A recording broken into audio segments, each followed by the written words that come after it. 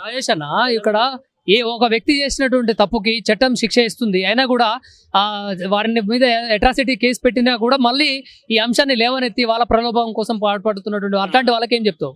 నేను దీన్ని ఖండిస్తున్నా. ఇంకోటి ఏంటంటే వాళ్ళ 100 మందిలో ఒకడు ఏదో ఉద్రేకంతో ఉంటాడు. ఇప్పుడు ఆ, ఇప్పుడు 10 మంది ఒకడు అంటే ఒకడు బీపీ ఉండి ఏదో ఉండి చేస్తాడు. ఒక్కడు చేసిన దాన్ని అందరికీ ఆపాదించదు. అది తప్పని కాదని నేను అంటలేదు. దానికి ఇద్దరికి శిక్ష ఇస్తారు. కానీ ఇది మార్వాడి సమాజంకి సంబంధం లేదు. ఎవడో ఒక దేశం దానికి అందరినీ అనాల్సిన అవసరం కూడా లేదు. తెలంగాణలో మార్వాడి గోబ్యాక్ అనేటువంటి వాళ్ళు ఉన్నారు.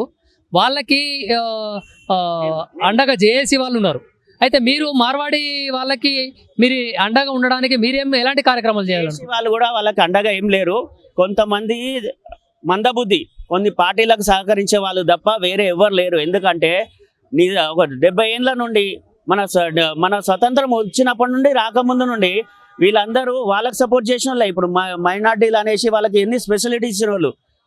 ఒకప్పుడు వాళ్ళకే ఒక్కొక్కరికి 10 మంది కానివ్వండి అన్ని ఫెసిలిటీస్ అన్నోళ్ళు ఒక పార్టీ చెప్పాను.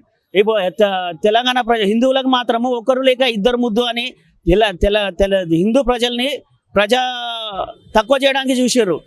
భౌగోళికంగా మన రాష్ట్రాన్ని కూడా చేంజ్ అయినాక చూసి రాష్ట్రాన్ని కాదు దేశాన్ని కూడా ముస్లిం ప్రజల్ని ఆల్రెడీ 2 దేశాలు ఇచ్చేసారు. 3 ఆఫ్ఘనిస్తాన్, పాకిస్తాన్, బంగ్లాదేశ్ ఇన్ని దేశాలు ఇచ్చిన తర్వాత కూడా ఇక్కడ ఉన్నారు. రోహింగ్యాలు ఇంకా వస్తున్నారు. ఇక్కడ ఉన్న వాళ్ళు ఏదో ఉంటున్నారు కాదు, ఇంకా వేరే వాళ్ళని కూడా రప్పిస్తున్నారు. ఇక్కడ వాళ్ళకు సౌకర్యాలు కల్పిస్తున్నారు.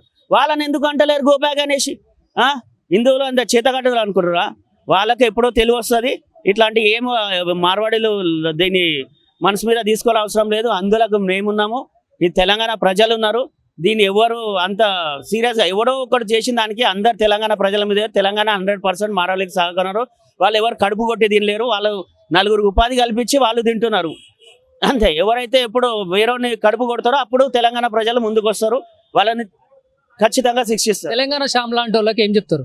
వాడు నాకు గిట్ట కనబడితే రోలర్ వేసి తొక్కించి కొడతాడు. అట్లా మాట్లాడొద్దు కదా, తప్పు. ఎందుకంటే ఒక సమాజం మీద అన్నప్పుడు ఒకడు పోతే ఒక చీడ పురుగు పోతే ఏం కాదు. 2 సమాజాలు కొట్టుకోవడం మంచిది. ఒకటి గురించి చాలా తప్పు. అది ఒకడు పోతే ఏం పర్వాలేదు. అంటే చట్టాన్ని ఎవరు కూడా చేతిలోకి తీసుకోవద్దు. నేను చెప్తున్నా వాడికి కనబడితే నాకున్న ఉక్రోషం చెప్తున్నా. వాడు కనబడితే అన్నా నేను వాడు కనబడ అప్పుడు సంగతి వేరు. కానీ కనబడితే కొడుతుండొచ్చు. కానీ రోడ్లు దొరకదు కదా రోడ్ రోలర్. కోపం చెప్తున్నా. నాకు ఎంత కోపం ఉంది వాడి మీద. అట్లా విచ్ఛిన్నం చేయొద్దు హిందువులని. అది 2 సమాజాలను ఉద్దేశాలు రెచ్చగొట్టద్దు. వాడేదో అసలు వాడి హిస్టరీ ఏంది? అల్లటప్పగాడు వచ్చి ఏదో మాట్లాడితే మీడియా కూడా వాడిని పెద్ద హైలైట్ చేయొద్దు.